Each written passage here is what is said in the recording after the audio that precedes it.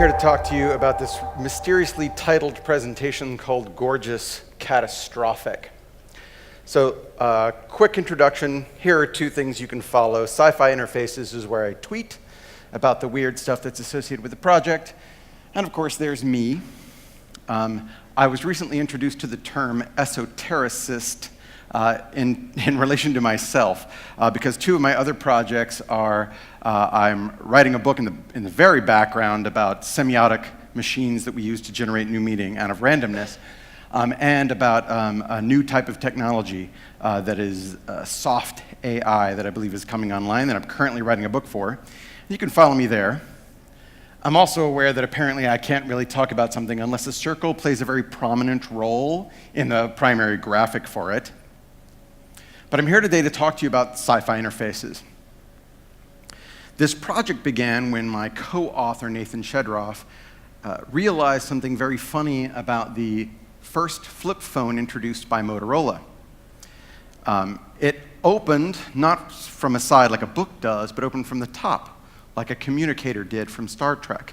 And in fact, the phone was called Star Tech, and it was released 30 years almost to the day after the premiere of Star Trek, the original series. And he thought there was a connection. Turns out he was right. We did our research and ended up talking to some of those engineers at Motorola who were really huge fans of the show. But we wanted to know really more formally, what's that relationship? What can design learn from science fiction? So to answer that question, we took about 7 years. We watched a ton of science fiction. And as we watched it, we made screen caps of every single interface that we saw in the film or television show. Can anyone name this one? No? Metropolis, thank you. This is Metropolis, Fritz Lang's masterpiece.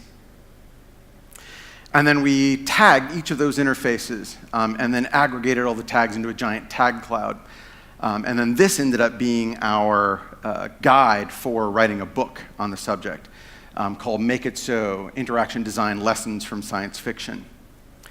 Just before the book was published, I also launched a website, sci-fi-interfaces.com, where, as Leon said, I dissect the interfaces seen in movies and television at a very granular, very nerdy level. But also, the project includes lots of movie nights around the world. I was just in Brighton, where I got David Sheldon Hicks from Territory Studio to come down to London.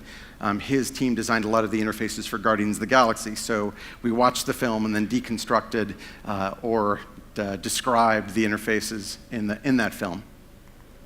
And I'm also trying to start up an awards program for the best interfaces in sci-fi each year.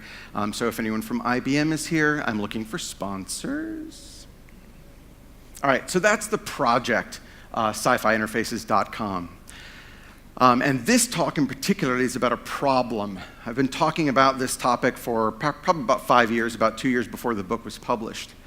And our first tack at talking about it was really about establishing this line of influence between design in the real world and design in science fiction. How do they influence each other? What is that influence? And in fact, this is the sort of presentation card from that influences talk. But several times over the past year, I would say, the project has been reviewed by bloggers who shall go unnamed, and they all said the same thing, or took this thing away from it that I was shocked they took away. And that was, they said, oh, well, if there is an influence from sci-fi to real-world design, then design is sci-fi are marching orders for real-world design. Let me assert at the beginning, if you're hungry and need to leave for lunch, the answer to this question is no. But the rest of this talk is really to tell you about why that is. So interfaces in science fiction serve two masters. The first master is that they are there to make a good movie, really exciting movie, a really engaging movie, to help you understand what the characters are doing, what they're capable of, or who is responsible for something, a new rule within the show. And that shouldn't be any surprise, but it may be a surprise to those bloggers that this is their first job. There's a second way that you can review it, and I've kind of built the project around this, and that is that it is good for the real world. But this is extraordinarily secondary when it comes to the job of a sci-fi interface. It doesn't have to do this at all. Now, if any given interface is great for the movie, helps you get involved, get excited, and great for the real world so that it's like this cool future interface, we're golden. We can put that up on a pedestal, be happy about it, be excited about it, talk about it, deconstruct it. And if it's bad for the real world and bad for the movie, we don't even need to think about it because nobody's going to be unduly influenced. If it's great for the movie, if it's great for the real world, but not so great for the movie, we don't even need to talk about that at all because that's just boring. That's like just putting an existing interface up on the screen that everyone can go, oh yes, I recognize, that's an email. But what's really terrifying is when an interface is brilliant for the movie and terrible for the real world. It gets you into trouble because it's exciting and, as I'm going to show you, potentially catastrophic. So let's take a look at 6 examples of really gorgeous, gorgeous interfaces from the world of science fiction. And I'm going to show to you, hopefully, why they're both gorgeous, but also why they should never be released into the wild. So the first one we're going to talk about is this beautiful, beautiful interface, also by my friends at Planetary Studio. If you don't recognize it from the screen cap, this is the med pod from the horrible movie Prometheus. In this scene, Dr. Shaw has been impregnated with an alien inside of her belly. Terrifying news, of course, as you might imagine. And so not knowing what else to do, she ends up stumbling through the ship as this thing is squirming inside of her, and she approaches this device called the med pod that's in the captain's chambers. And she saw it earlier, she's familiar with it, there are only like 5 or 6 in this universe. And she approaches it in order to try and get the alien out of her womb. Now, I'm going to play each of these clips. I killed the sound so that I could talk over it in order to gain back a little bit of time, so please forgive me if you were hoping to hear audio.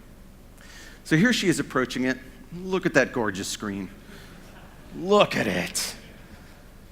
Gorgeous controlled color palette, a beautiful diagram that looks like jellyfish swimming, beautiful sort of lines describing that human and where it's going. Here she's saying she's got penetrating injuries, and my apologies, this is the most visceral video that I'll have. There's the sort of beautiful, gorgeous, candy-colored interface inside of the pod where she can continue to give it instructions as it pulls this horrible thing out of her. And all told, it's a gorgeous view of what the future of medicine might be, right? I mean, it even showcases for the movie, I'm going to play this a little bit more because it's so cool. It even showcases sort of what a badass Dr. Shaw is. She is able to go into this thing and perform surgery on herself in order to save her own butt. It's a gorgeous, gorgeous interface. But now let's talk about the workflow. She approaches this pod, and the first thing she does is she says it out loud. She says, I've got an emergency. I need an emergency medical procedure. And the pod responds to her and says, okay, what do you need? And she says, I kind of need something out of my womb. And the interface says, sorry, I only work for dudes. And then she's literally required to go back into the very beginning of this thing and manually tell it what it is that she wants it to do. This is insane. One quick digression, one of the problems in this notion is that she doesn't tell it, here's what I need you to do manually, even though it clearly has a voice interface. No, what she has to do is she has to go and select that from a series of possible procedures. Let's talk about the number of possible procedures that could be done in the year 2093 when the movie takes place. This is Jacques Bertillon's classification of the possible causes of death. There's that handsome fellow there. This was the beginning of what we call the ICD-9 codes, by which we identify all of the possible diagnoses and all of the possible procedures that can be performed medically today. It was actually proposed by Florence Nightingale before, but Dion took it up several years later and produced these. This is his list, one of 6 pages. And he identified that there were 149 back in 1893. Well, since then, the medical community has found this really useful to create all of its big data, so they got a little more specific. In 1945, we had the 6th revision when there were about 500 procedures and diagnoses. In 1965, and you can see in revision 8, they actually lowered it. They thought there were far too many here. But as of 2015, we just got the 10th revision, where we're getting really high. We're getting up to nearly 50,000 different diagnoses and procedures. And if you simply do an extrapolation from that curve in 1965 to 2015, by the time 2093 rolls around, we're going to have close to 370,000 different possible diagnoses. But it's cool because Dr. Shaw is not dealing with diagnoses. She's actually selecting procedures. And if you follow that curve, we get the wild number of 1,375,000 possible procedures that the MedPod might be able to do on Dr. Shaw in 2093. Now, if you've ever been exposed to interaction design or thinking, you know about the magic number 7 plus or minus 2. That's the number of items that any human can reasonably hold in their short-term memory as they're considering options. So if you take that number, 1,375,000, and you break it down into 7 elements, you've actually got 7 sub-menus, each of which containing 7. And Prometheus expects us to use a D-pad. She uses a D-pad to get through that menu system in order to say, I need you to cut open my womb and remove this terrible alien growing inside me. Unbelievable. Unbelievable that a D-pad would be considered to be the right way to get through 1,375,000 possible procedures. And you know what? It's even ridiculous if you don't extend it to 2093. With the 50,000 we have today, a D-pad menu just wouldn't work. She would die. That thing would erupt out of her body before she had the opportunity to actually get there. But that's only a minor digression. I want to actually talk about the procedure. Because she goes into this thing and it says, I'm sorry, I only work for dudes. She somehow selects using that D-pad, gets to the right procedure, and then lies down on the table. If you're a dumb medical robot and somebody tells you, I'm a dude and I need you to remove a foreign object from my abdomen, what are you going to do with this? Not just the alien, but she's got a womb. That's unusual. Most dudes don't have wombs. Right? The result of using this terrible interface is actually involuntary sterilization. She would not just get the alien removed from her, she would have all of her reproductive organs sort of removed, and then it would probably send a note to her doctor to say, she's also got a penis, you gotta talk about that later. So that's one. Let's talk about a second one. This one comes from Iron Man. This is the original Iron Man from 2008. And in this scene, we're going to see the gorgeous heads-up display that Tony uses on his first flight with the Iron Man suit. And it is a thing of beauty. I recently met and talked to the guy who did this original design, Dav. He's a great guy and really knows how to show us something that looks incredibly high-tech, right? Showing off that computational skill that only Tony has in order to be able to ignore the advice of the artificial intelligence that he built and actually take a flight out in this suit. Here you can see he's got all of the sort of aeronautic displays that are overlaid with all sorts of things like suit status, and he's got a plan view radar, and he's got even as you'll see, he's about to fly by the Santa Monica Ferris wheel. And he can zoom in with these really cool reticles. He can even see not only the Ferris wheel, but holy cow, he can take a look right into who's riding that Ferris wheel. He can even see that, oh, what are they snacking on? Some delicious ice cream. Right down to a Wikipedia article on the Santa Monica Ferris wheel as he's flying around. That's actually what that is on the right. It's the Wikipedia article. Okay, holy cow.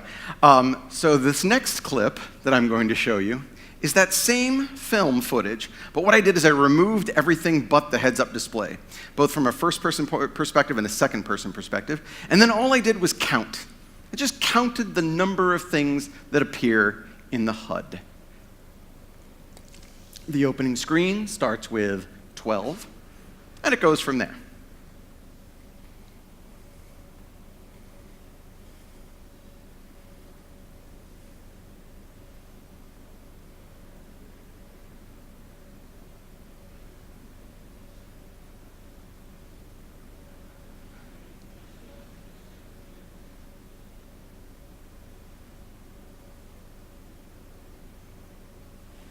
And here we are back at the Wikipedia article. 30 seconds of film, and there are 29 elements that appear in his face. And that's actually a conservative estimate. I am counting, the radar of the airplanes as one thing, even though it's composed of lots of tiny other elements that get overlapped and complicated with other controls. Some factoids about those elements in the HUD. 6 of the things he sees persist for less than 2 seconds in his vision, and he's expected to get data from it.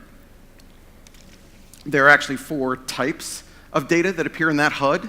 There are, of course, graphs of data that appear. He's got a figurative bit, both about the suit and about the airplanes. He's got tabular data. There's actually Excel sheets if you study the frame by frame, like nerds do. And there's long-form text like Wikipedia articles. 82% of these elements in the HUD reposition themselves without him asking to do it. They just move. 2 of them are multi-layered, and in 2 examples, I'll tell you why that's disastrous. And 100%, every single one of these overlap with one another, meaning that these transparencies can sometimes make it hard. All of those are problematic, but they're not deadly. What's deadly is that 9 of these elements actually scale in place in his view, right? They start from nothing and they jump out towards him. The reason this is a problem is that all humans have a subconscious reflex called the startle response. That if something grows in your vision in a single position but grows in scale, you cannot help but flinch or try and dodge that thing. It happens in about 80 milliseconds, far faster than any of your conscious processing can handle it. And so, literally over the course of these 30 seconds, he is startled, and he cannot help it, 9 times. And let's not forget that Tony is not just in a suit, he is in a weaponized exosuit. If it needs to be said to anyone thinking about building a HUD for a weaponized exosuit, do not startle the pilot of that weaponized flying exosuit. Right? He's got missiles on that thing. He's got arc reactors that can totally explode. If he was actually taking a first-time flight with that suit and that HUD shouting at him in all different types of data types and startling him, it wouldn't result in a cool flyby of the Santa Monica Ferris wheel. It would result in a giant crater in Santa Monica. It would be terrible if it were launched in the real world. Let's go to number 3. Anyone recognize it from the clip? It's one of the older ones that I've got. It's from Total Recall in 1990. And in this, our hero, Douglas Quaid, has sort of found the ancient alien artifact on Mars that the bad guys have been protecting all along. And he doesn't know what it does, but he does know the bad guys don't want him to touch it. So, of course, he sets in motion a series of actions that actually begin to suck the air out of this place. And then, using his mighty manly Schwarzenegger muscles, crawl up and press that button. And the button's pretty cool. It's got this cool alien recess with an alien handprint in it. And he reaches up and he struggles. And he puts his hand into it, and suddenly major things begin to occur on Mars. Beautiful, glowing handprint, energy flowing up like a volcano. Then huge machines, we have no idea what they do, begin glowing with that same strange green flash. Rods plunge into unknown materials. Steam begins to escape. It's this massive thing. From the outside, we can see sort of the volcano begin spewing steam. The ominous atmosphere of Mars goes from a dark red to a beautiful blue, and Quaid and the lovely female protagonist walk out and see that this entire world is now much more welcoming to them than it was before. Whew. So let's talk about one-click terraforming.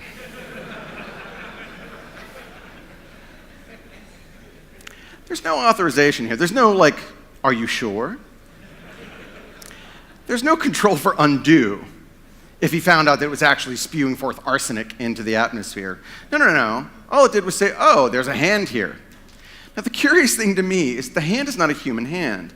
It's an alien hand. It's got sort of this one big fat index finger and then two on the side. But he just like cleverly combines his two fingers and pops it on that button. Way to go. And the machine is like, oh yeah, okay, that's fine. I'm on it. I'm going to do this whole terraforming thing, not a problem. And if you were designing an alien artifact that you didn't want humans to use, why would you let that handprint activate it? And in fact, if you did want aliens to use that artifact, you should have an alien handprint. And if you didn't, well, you shouldn't let them just kind of slip their hand on there and make it work, right? Meaning that the aliens who can terraform a planet either don't understand affordances or they suck at multi-factor authentication. One-click terraforming, just awful.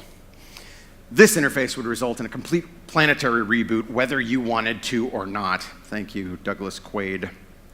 Okay, we're about halfway through. Those are the first three. And as you can see at the bottom there, sort of organized by increasing catastrophe. Complete planetary reboot is not the worst thing that happens over the course of these examples. This next one is that multi-layered one that I talked about or hinted at earlier. This comes from the movie Pacific Rim in 2013. And in this movie, if you have not seen it, there's sort of a command and control center that is talking to these giant robots called the Jaegers that are out there fighting aliens that are coming through this massive porthole and stomping all over populated areas of the Earth. And they're bent on destroying all of humanity, and the only thing standing between them and the destruction of us is this command and control center and the Jaegers. And to do their job, they have a display that is made up of 3 layers, and it's an absolutely gorgeous display. It reminds me of the sort of color separations in printing technology. But here, as you can see, and I'll go ahead and play the clip, that these displays have a yellow, a red, a green, and each one of them is a holographic or volumetric projection.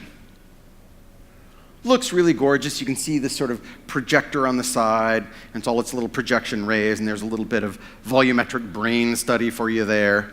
And you can see how the data on each one sort of plays into the data on the other. It looks super futuristic. It looks very exciting. And for my money, it looks absolutely disastrous. So if you're not familiar with the concept of parallax, parallax is a perceptual effect that says that things that are farther away from you move slower as you change your perspective than things closer to you. That's all it is. It's the same thing that when you're sort of driving in a car and you look out the side of a window, the gate seems to be moving much faster than the mountains in the background. This display will have parallax problems. So if you are in a Jaeger and you contact the command and control center and you say, hey, where's that big giant city munching alien at? You would look at your display and you would say, well, it depends.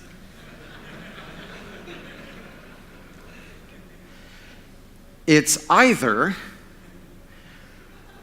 way over there in Stockholm or, oh shit, right on top of you in Helsinki. Can you look around? Can you look outside? Is there a window in that Jaeger thing? One of those two situations, can you look outside of your Jaeger and tell me what you see? It's kind of an ineffectual command and control center, all things told. But unfortunately, they can't look out the Jaeger. I actually went through the film and I was hoping to say, okay, well, hopefully those guys who are in the fight actually have good displays and they don't have to deal with the parallax issue. But no, they have the exact same multi-layered displays and they don't have a window anywhere. So no, if you were counting on these guys with these displays to save the species, I'm afraid you are out of luck. Right? When the design of the technology introduces an ambiguity to the data, let's just be clear, it is bad design. And the result of that ambiguity in this case would be human extinction. That's pretty bad, but at least the animals would live. At least the plants would still be around. Not so much in the next one. In this one of my favorite movies of all time, it was one of the first ones that I reviewed for the blog, is The Fifth Element. Luc Besson's masterpiece from 1997. In the climactic scene, Dallas Corbin has entered into the temple with this band of misfits. And of course, they have found all of the four elements that activate this giant weapon that then fires up into this evil planet that is actually hurtling towards the Earth with an intent to destroy it and everything on it. It is a beautiful, beautiful interface. Not only, of course, are there these sexy actors in Gautier fashions making out as part of it, but there's also this sort of beautiful, again, candy-colored light, giant glowing beams, sparkles everywhere. Look at that planet being absolutely stopped in its tracks with what looks like blue electricity, turning its evil, evil red into a neutral gray as a new moon is born. I'm going to play it again because I love it so much. It really is just a gorgeous interface. And there are lots of questions that I sort of pose about this on the blog, about what on earth is this tool meant to do by the original designers. It's a fine question. But did you notice anything sort of missing in the weapon? I'll point out that, there we go. I'll point out that the weapon itself is a beam of energy. It's a straight beam of energy. And yet there's no aiming mechanism. And if you were an evil planet heading towards an Earth that had one weapon on it, one, that could stop you in your tracks, would you approach that planet directly in the line of the weapon that can stop you when it cannot be aimed? No, I can think of at least 355 other degrees that would be more profitable for you to approach the planet with, and that's only in 2 dimensions. No, it's ridiculous that this weapon doesn't have the simple feature of target bad guy. It's also questionable about why wouldn't he approach from just the other side of the planet, even if it could aim at him. But a quick reminder that a sexy on button is just an on button, and as far as the design of a weapon is concerned, that is incomplete. And unlike some of the other examples before us, where it was, the animals will be fine. No, this one would result in the destruction by ultimate evil. The planet would be gone. But that's not the worst. This is the worst. And it's from it's the oldest example that I've gotten, one of the most beloved pieces of sci-fi in the canon that's just about to be rebooted. And that's from the original Star Wars, Episode 4, we have to call it now, A New Hope. And that's the design of the lightsaber. Now, if you saw this thing in the cinema, like I did, you had this object burned into your brain. There was no one who didn't leave the cinema, grab the nearest paper towel roll, and pretend to zoom, zoom, zoom, fight with a lightsaber. It's gorgeous, glowing blue. It's got sort of that static, that gorgeous sound. It's got a flicker, letting you know that immense power is being contained in this object. It's a good thing that YouTube didn't exist in 1977, or we would all be the Star Wars kid. But I want to talk about something about the industrial design of this object. Now, there's a fantastic series of illustrations by a guy by the name of Per Perez, who's actually investigated how a lightsaber might be used by an actual martial arts expert. This is one of my favorite, creating the void, right? As soon as that saber clashes, you simply turn off the lightsaber, let the other guy fall, and then you can follow through with a stab. But I'm going to talk about a more fundamental problem, even if you don't use any of Mr. Perez's brilliant ideas about how to use that weapon. And isn't that the best Star Wars drawing you've ever seen? It has to do with blocking, which is the fundamental act of any saber. If Darth Vader was heading right at your head with a lightsaber, and you blocked it with your own lightsaber, you had damned well better block that at a perfect 90-degree angle. Because if you did not, and you were slightly acute with that angle, his lightsaber would slide down yours and chop off your other arm. Fortunately, it's cauterized and you're still in the fight, because if you're slightly obtuse with that angle, and his lightsaber comes sliding down right onto yours, it would sever all of your fingers of your weapon hand, leaving you utterly defenseless for the fight. And J.J. Abrams, if you're watching this thing will not fix this problem.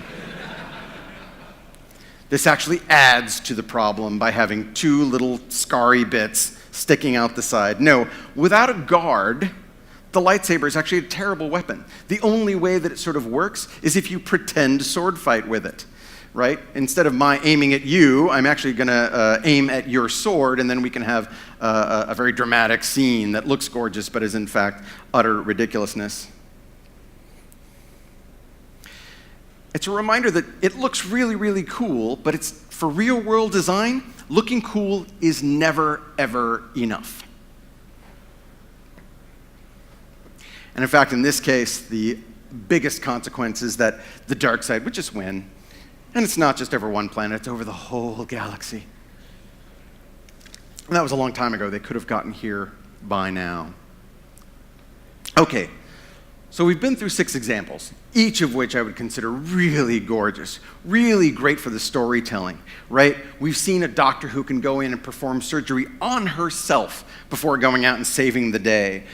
We've seen a heads-up display that would make any fighter pilot drool with envy. We've seen an alien artifact of unknown power spewing forth green light and turning Mars into the sort of desolate place that it is into a rich habitat. We've seen the gorgeous parallax display that we've never seen before. It must be high-tech. We've seen the Fifth Element weapon stop an evil planet in its tracks with beautiful, sparkly-colored weaponry. We've seen a lightsaber, something that every kid believes they can hold and fight with. And we've also seen the disasters associated with it, from everything from involuntary sterilization all the way up to darkness throughout the galaxy. And all of this is to illustrate that key point, right? That what we see on screen is not the marching order for the future. It's little better than a cardboard box with the word transmogrifier scrawled across the side. It is a fantasy that may be exciting, but it only lives in our imagination. And when we see these in the real world, when we sit in the cinema and we get excited by all of these interfaces, we, as technologists who make these things, have to really keep in mind a single principle, right? Exciting does not equal good. That's probably worth repeating. Exciting does not equal good. And it is, in fact, beholden to each of us. As sci-fi fans, it's the second most popular genre of all time, to remember that when you are excited in the seat at the cinema is the time when you should most be skeptical about the design of that technology. Because you are designing the future, and if you let excitement guide you, it's sure to wind up catastrophic. Thank you.